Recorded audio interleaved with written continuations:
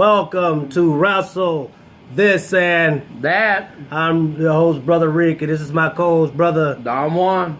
And it's time for Smackdown recap. Well, let's at least put thumbs up and say at least Smackdown didn't end with Roman Reigns or Rusev, or a lot of people would be upset because it ended the same way that all the main events end, with Roman Reigns in them. Well, it didn't end that way, but began that way. Well, yeah, you're right. It didn't end that way. They said they just couldn't leave it out 100%. They said, okay, so Roman will be in control of Rusev, and we'll go ahead and pull him out of the ring. This will be Barrett's doing.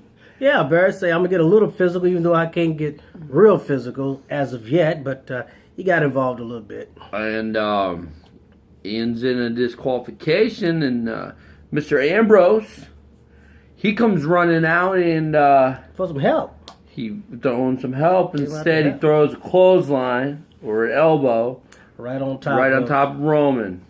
And it seemed like there was going to be a little friction there, but it wasn't. But it seemed like they're working toward these guys are going to explode on one another doing a week down before the pay-per-view.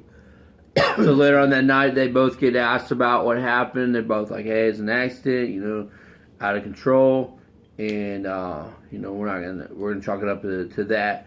So that kind of sets the stage for now what's going to be our main event is Roman Reigns and Dean Ambrose versus Alberto Del Rio and Rusev.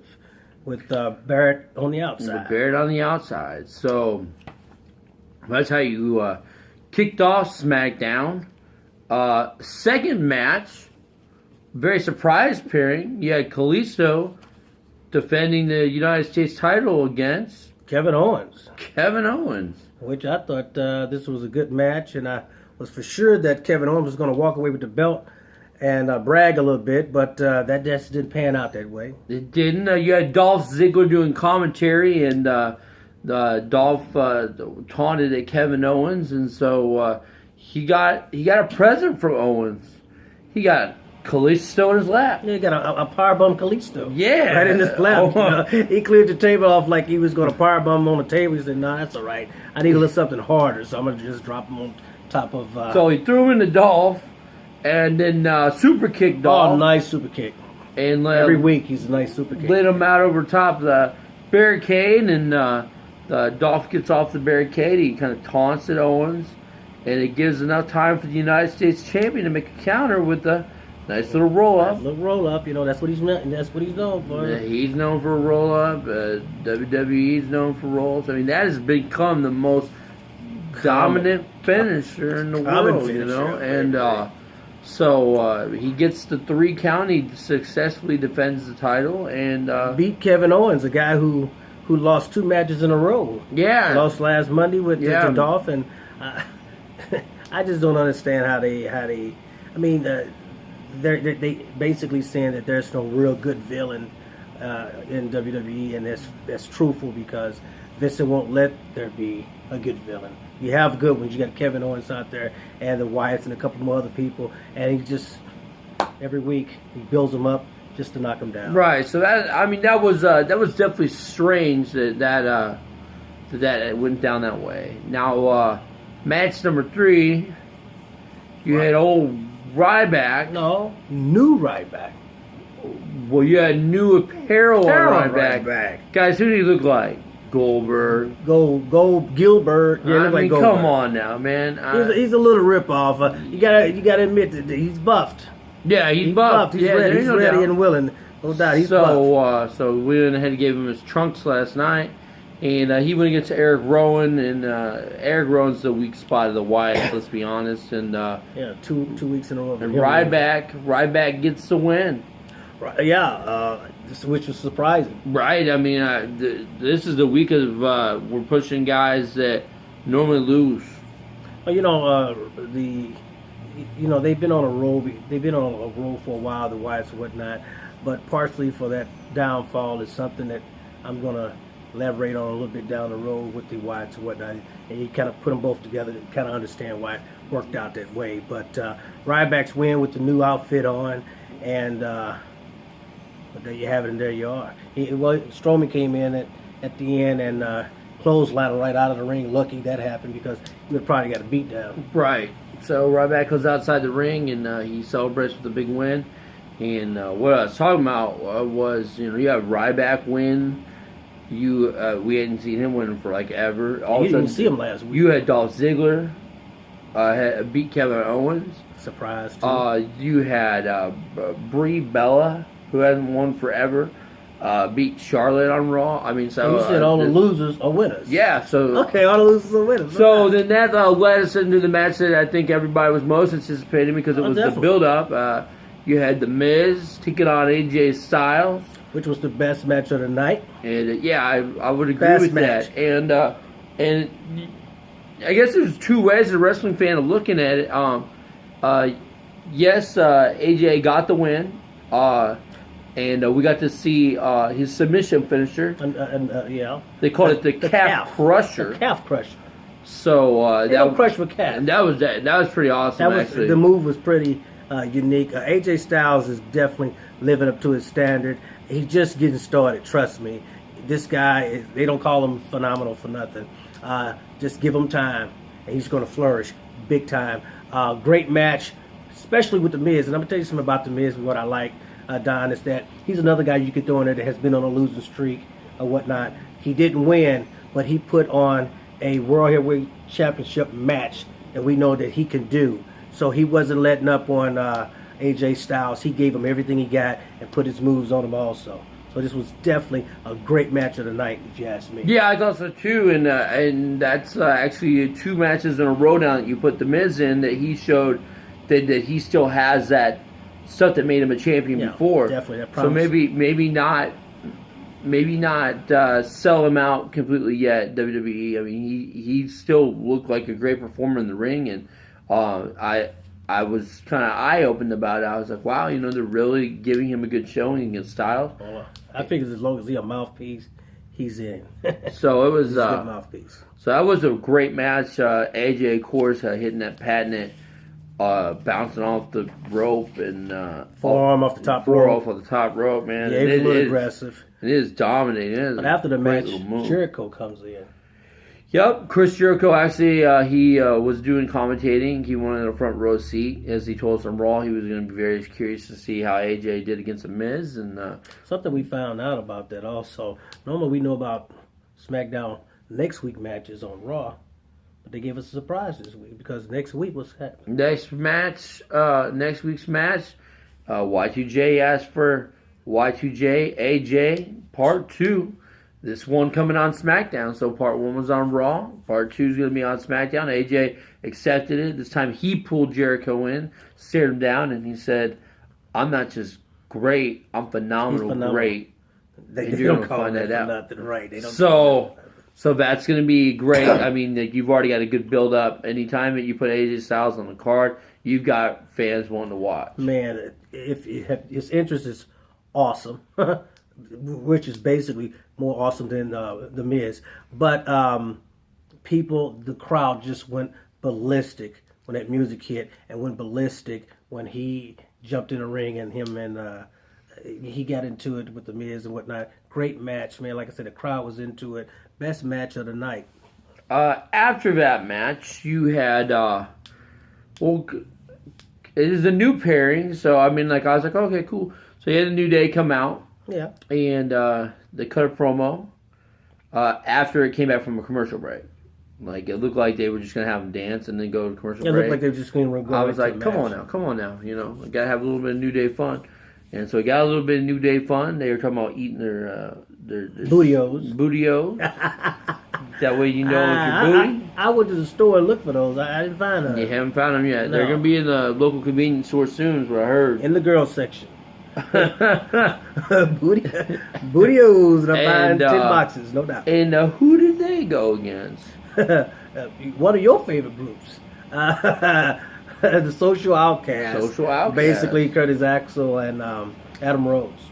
And like I said last week, this week on this past Raw, they held up on Raw, they also held up going against the New Day. They did, and they cut a promo, and Curtis Axel kept on trying to say rhinoceros. Yeah, that's kind of funny. They called him rhinoceros. It was a little funny. He's like, they think that they're rhinos, and he said we're unicorns and stuff.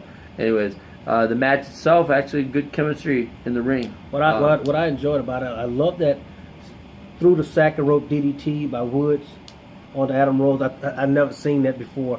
That was very fantastic. I enjoyed it. It got all chaotic. Curtis Axel tries to steal the match with his feet on the rope. Gets a 2, and then Xavier gets in and pushes his feet off the second top rope, and then eventually Kofi Kingston did the same thing he did, and of course he cheated and got the pin, but good for the goose is good for the gander. Right, it was, and it was like I said, it was a good match. It was 2 nice showings in a row for Social Outcasts to kind of see what they're plans. They're not going anywhere, but I think if they're going to keep them around, they got to make them at least look good and wrestle good. You know what I'm saying? Because they promo sucks. So and no doubt, right? Because they're like sucking, they can't gotta call them sucking Social out. So you can't figure out what they're going to do. There was a one of the backstage interviews with Becky Lynch. Oh yeah. And then Sasha Banks came out, and Sasha basically told Becky that she had a bottle of water.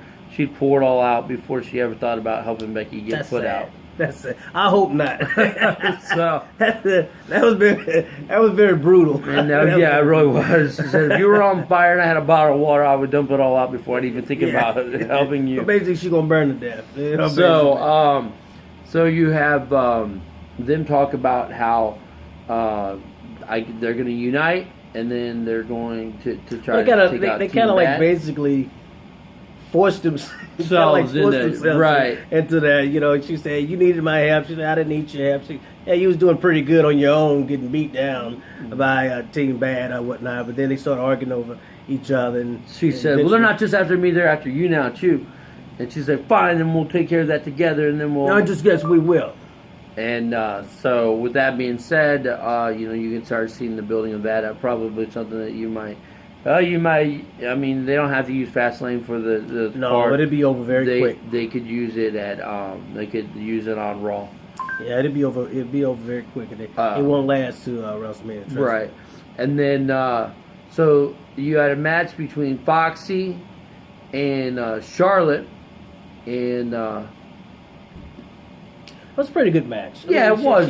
She's an ex WWE diva also, so she got in. Both of these girls are tall. I mean, both of these girls got some legs. And they showed it as they double kicked each other. Double kicked each other, and it basically Foxy hit her with everything she had. She did, from drop kicks to tilt the world backbreaker to a Northern Light suplex, but that still didn't count because Charlotte comes out with the winner with the figure 8. Yeah, no interference from Rick. Can you believe that? No, I mean, I was surprised. Well, I think Foxy scared him off a little bit because before the match she was doing a loser sign. Yeah, she also and she was like when Rick was like, "Woo!" She's all like, "Shut up, Rick! Shut up, you old man." So, so Charlotte ends up getting the figure 8 and bridging it and. Foxy tried to fight it for as long as she could. She even tried to turn it, just couldn't get her body in after position. She lost, she went ballistic. Like somebody messed with her hair products or something because she went crazy. So Charlotte gets the win, and clean win. And then it takes us into the match that we talked about. And right before that match, there was another segment. This one was with Roman. They asked him about Dean. And he said, look, the thing about me and Dean is we don't know what page we're on. And he got a little out of control and stuff. And it's no big deal. They're going to take care of business. But at Fastlane, they'll handle their differences there because they're talking about going to WrestleMania. So the match goes on and on for a little bit. Then all of a sudden, Dean dives through the ropes. Yeah, he dived through the ropes and basically jumped into Roman. But not full force. And Right. Roman looked at him like, "Hey, this is the second time. Yeah. What are you doing? What are you doing? You what's know, going on? what's going on?" But And eventually, then while that's going on, all of a sudden you think they're gonna get the advantage, and Roman hits him with the Superman punch. yeah, slides in and hit Rusev with the Superman punch. Well, on the outside also, Right. he slides in and hits him with the spear. Yeah. To pick up a clean win without any outside interference. One of, if I do say so myself, one of Roman's weaker spears that we've seen in quite some time. It wasn't very devastating, but it was the first time that a main event is in it with an actual pinfall On SmackDown. on SmackDown. So hey, So we're in the right direction. You know, we still had to have a DQ. we'll have Roman Reigns. We'll have it at the beginning, but just not at the end. Right, so, you know, we'll take it in the beginning. Just don't give it to us at the end. You know, especially when it's like a disqualification. Never normally isn't a disqualification. But, so that was SmackDown. What we did also learn on, where we learned that we have AJ Styles and Y2J2 on SmackDown next week. We know on Monday that the Beast is going to be there again. He returns. So he'll be there again. Maybe he'll F5 Roman. Roman That's this time to make it what even I would Steven. believe it would happen. But both. we'll see how that goes down. But overall, I'm going to give SmackDown. It was new pairings and kind of surprise winners. So I'll give it an 8. I gave it an 8 also. I mean, we saw new matches and not the same thing over and over. And I enjoyed all the matches, to be honest with you. So definitely with the AJ Styles versus The Miz, I thought that, like I said, it was the top-notch match of the night. And of course, I give it an 8. All right. 5 things that I liked about it. I mean, how can you not continue to like what AJ Styles is doing? Definitely. I mean, when he comes out, his music hits, I get excited, and then to watch this, see what he does in the ring. Really enjoyed that. I liked the double kick with Charlotte and Lisa Fox. Yeah, I who mean, hit the longest legs? they both got those legs up really high. Hey, who hit the longest leg? Both of them. I enjoyed the first crack between Roman and Dean, so to speak. Yeah. You know, it's the first layout there. Little wedges. I like going back to the AJ Styles match. I liked what they did with the Miz. It was a great showing, and probably my 5th thing was I liked Kevin Owens powerbombing Kalisto into Dolph Ziggler. I thought that was creative and cool. Creative and different. Creative and different. So those were the 5 things I liked, guys, and they said overall we both thought SmackDown was very, very good show. We both gave it an 8, and can't wait till next SmackDown and we get to talk about AJ Styles and Y2J2. Y2J do it again, no doubt. So, guys, stay tuned. We'll be right back with RECO's Rumor Report. And I'm Brother Reek. I'm Brother Don Juan. We're out.